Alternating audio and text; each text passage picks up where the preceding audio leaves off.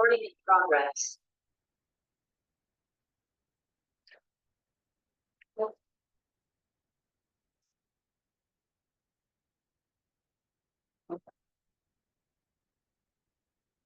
So this whole section that we've done this morning and last half of last week will be 8 questions on the exam.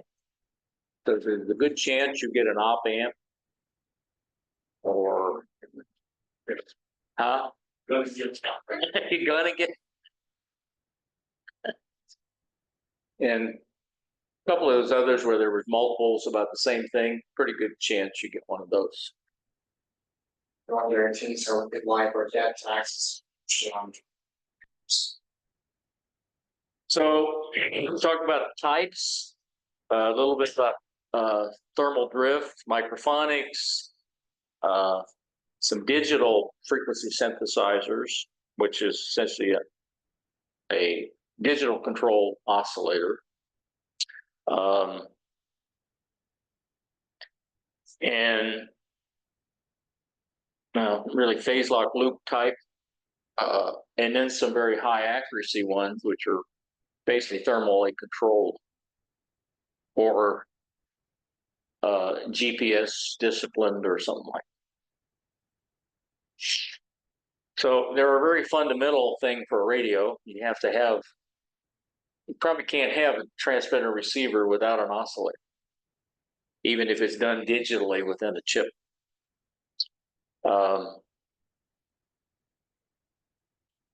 It's essentially an amplifier with a tuned circuit with positive feedback, so that it will continue to oscillate, keep feeding that tank circuit or resonant circuit. That circuit can also be a crystal.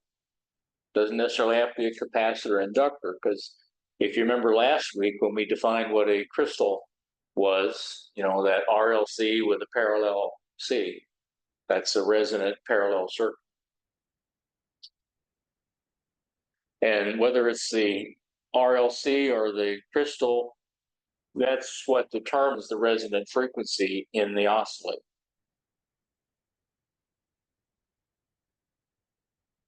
So we'll talk about 3 types: a Colpitts, a Hartley, and a Pierce. The way I remember a Colpitts is that the feedback in the oscillator is taken from a capacitive divider. So I remember that Colpitts is a C and it's a capacitive divider. So obviously it's not a Hartley. Hartley uses a tapped inductor to get the feedback. And a Pierce is a crystal oscillator circuit. Now there's a whole lot more. They only deal with 3 on the exam.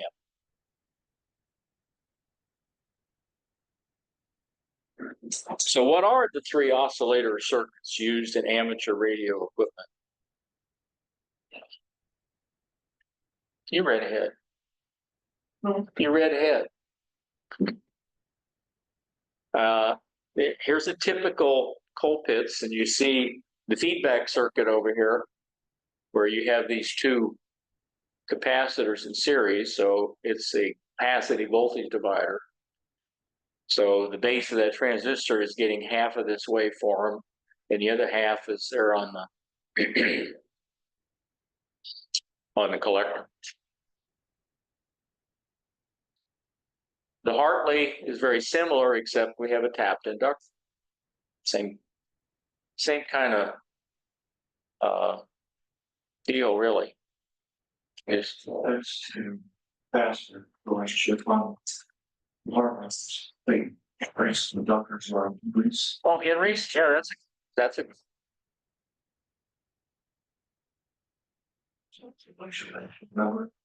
So how is positive feedback supplied in a Colpitts oscillator?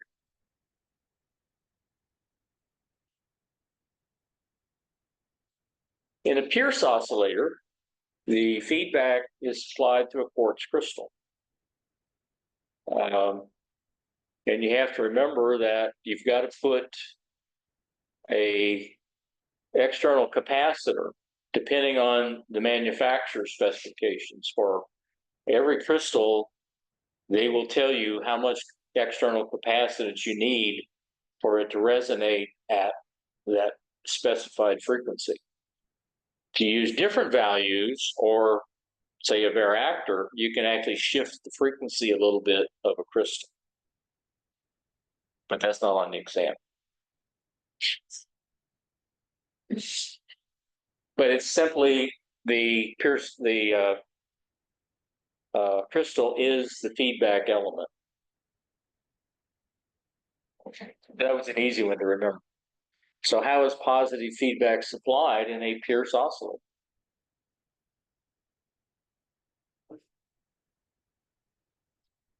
Which of the following must be done to ensure that a crystal oscillator provides the frequency specified by the crystal manufacturer?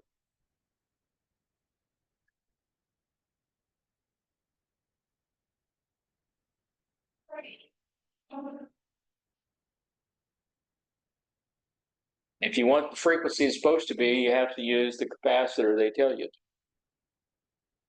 And I guess the reason they always do it external is so that you can change the frequency by using a different capacitor. Because you would think they could just make the crystal with the necessary capacitance already in it.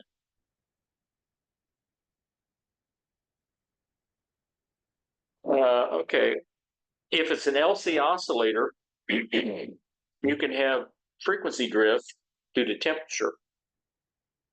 It's called thermal drift, usually because of the capacitors that are used. So if you want it to be stable, they've come up with a type of capacitor they call an NPO, which, if I recall, stands for negative, positive, zero offsets or something like that. But they basically have, they don't change capacitance over a very wide frequency range, or temperature range, excuse me. So if it's a 100 picofarad capacitor at room temperature, it's going to be 100 picofarads at twice room temperature. And that's NPOs. NPOs. All the others will have drift. So if it's something here, like right on, getting down temperature cause the elements Crystals are affected by temperature too. the elements, the crystals inside into the gradient to keep the frequency stable.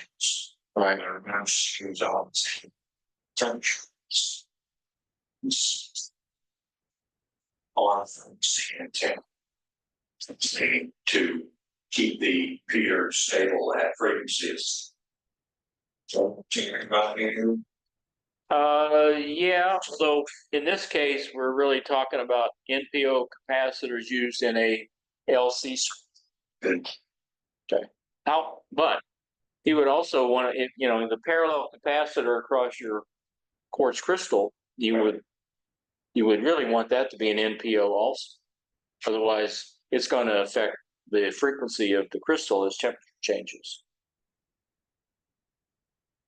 So which of the following components can be used to reduce thermal drift in crystal oscillators?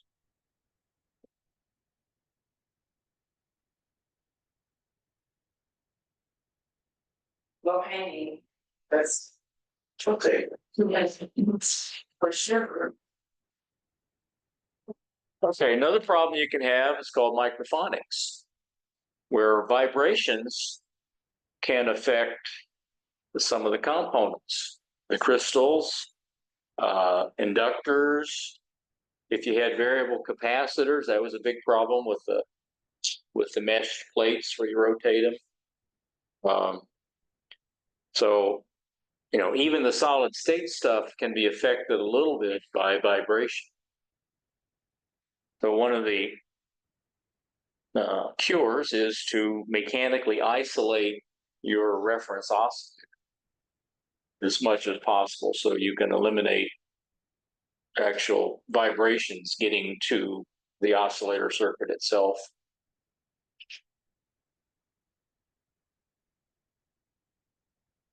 What would be an example of getting the price they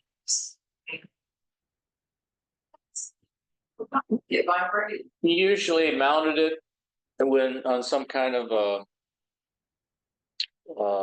rubber like compound to absorb. They make stuff. We used to use it on the hardware interface modules that were out at the pad because you can't believe the amount of vibration when a Saturn took off. It was called SMERD.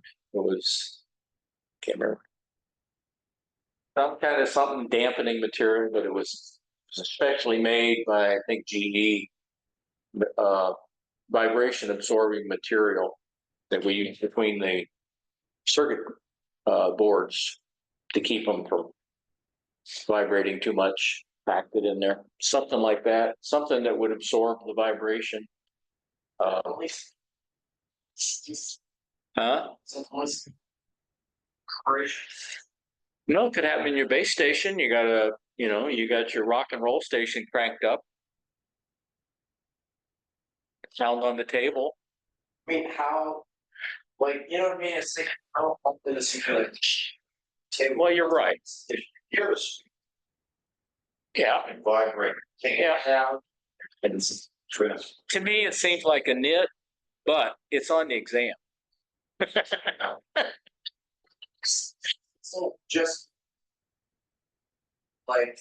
They didn't change that. What is that big of a deal? It's fast. It's just very look Hey. at that, you don't get these. People have to just It's a possibility.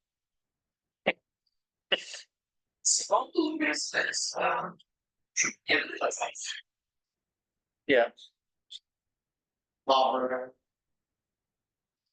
Yeah, talking variables testing. I think it was probably more of a problem with vacuum tubes. Definitely was a problem with those vibration. I don't know that it's nearly as big a problem with solid states. But it's still there. So it was there for 4 years, going to be there for another 4 years.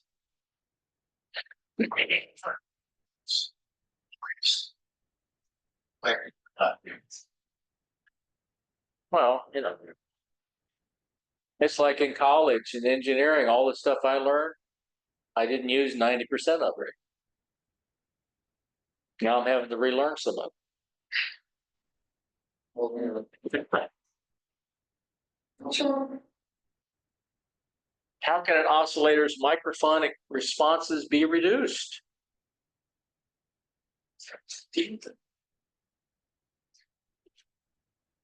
Digital frequency synthesizers. They're a lot more stable than an analog oscillator and probably more accurate as far as variable frequency.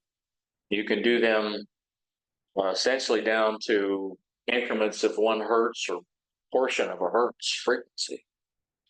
There are kind of 2 types, a direct digital and a phase lock loop.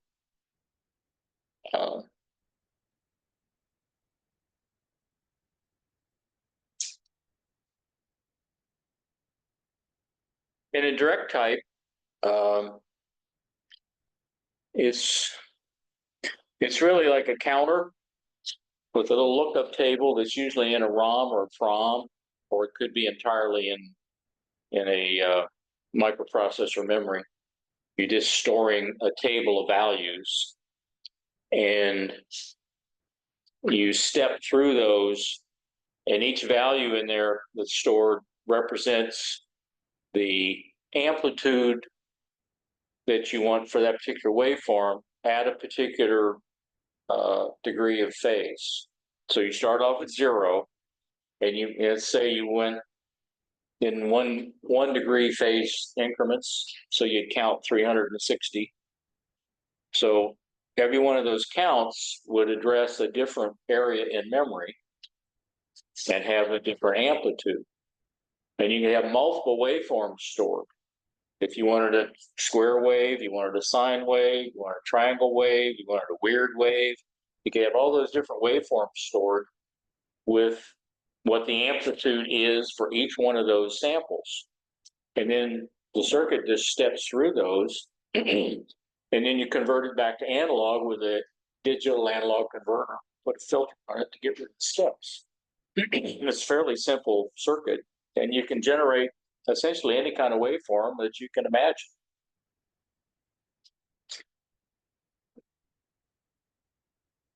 This is kind of a block diagram showing. They call these phase accumulators, but all this is counter. And then you, as you step through the waveform map, okay, which has all the different amplitudes for the different phases, and then convert it back. It's fairly simple. What type of frequency synthesizer circuit uses a phase accumulator, lookup table, digital analog converter, and a low-pass anti-alias filter?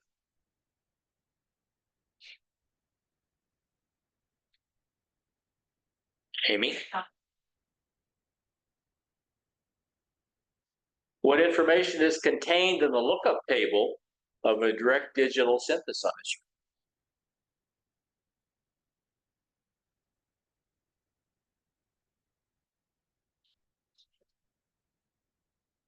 What's that in it?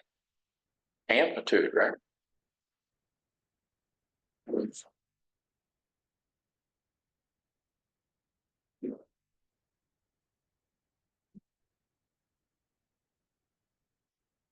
The other type is called a phase locked loop.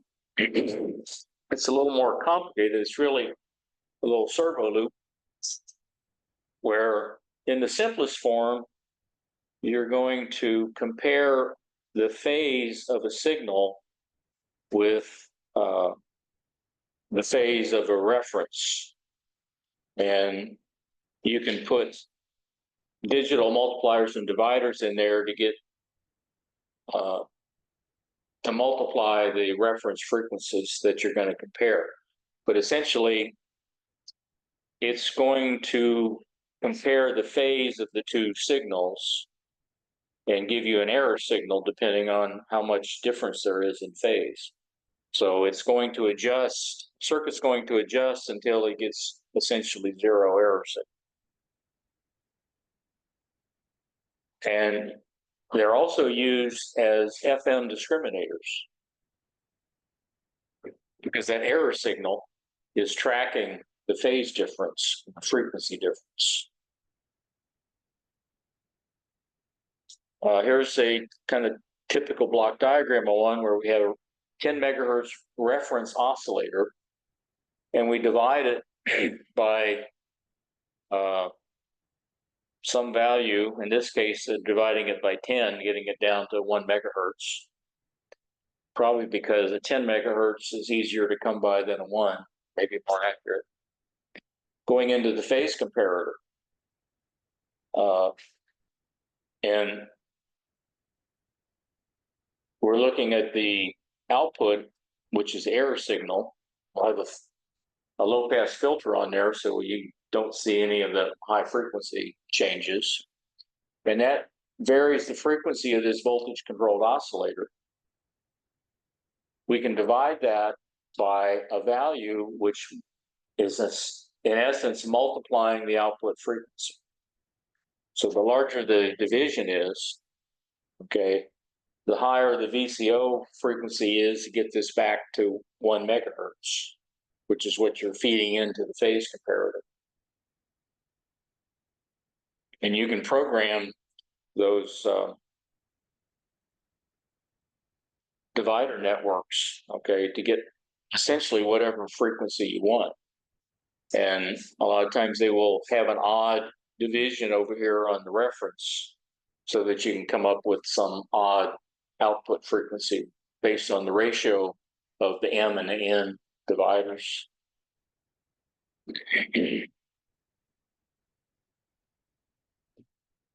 So what is a phase lock loop?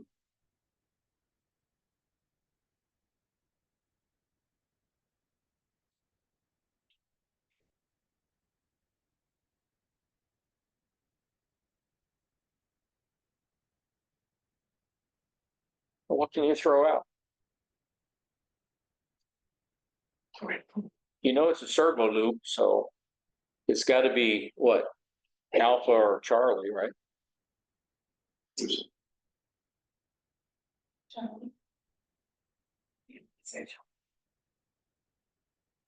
Yeah, it doesn't have a reactance modulator.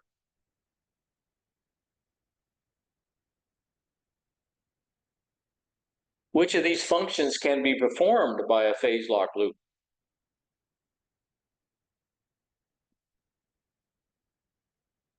Okay. Huh? That's what. Yeah. Interesting. Fine. In either case, you can have problem with what's called spectral purity because you're doing these things digitally, so you can have steps in the waveform, which can cause spurious signals.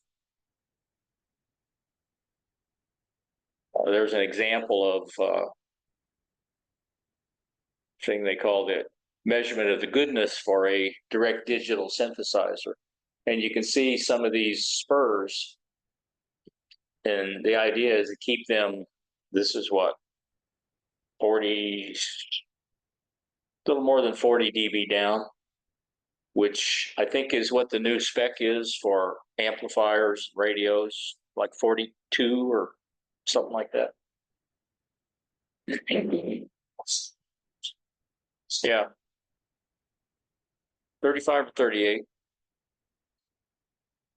Maybe Jack knows what it used to be. Oh, I don't know. No. What are the major spectral impurity components of a direct digital synthesizer?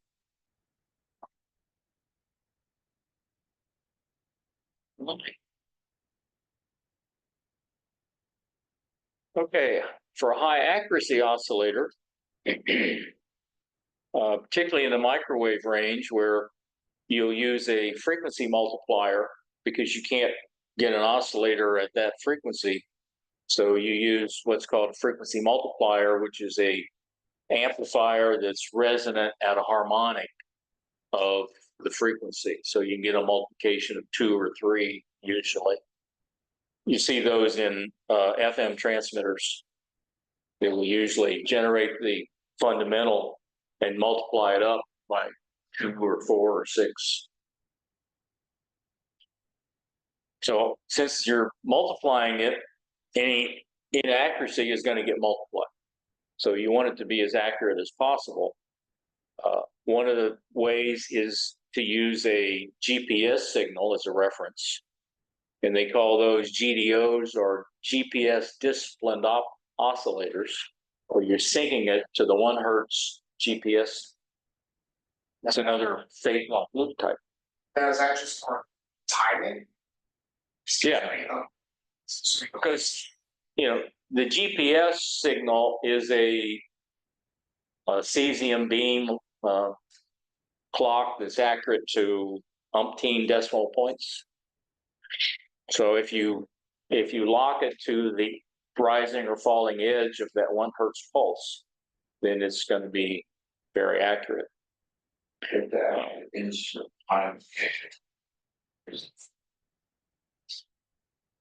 Einstein's.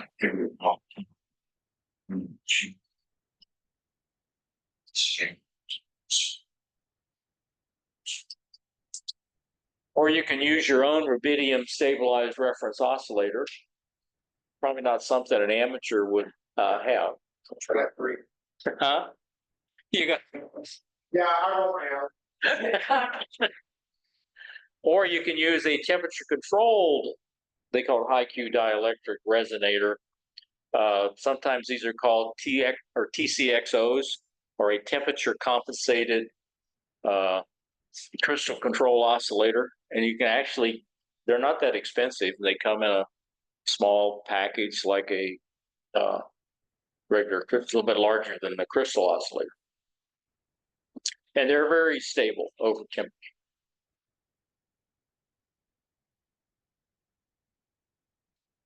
No, Let's see. yeah, well, there was. See, if you can guess this one. That's right. Yeah, that's right. Now, on the technician, there's a lot of. See, I psych myself out as I see you switch that bracket. Yeah, got running. All right, where'd First. I think that was the last one anyway. See. Yeah. Yes.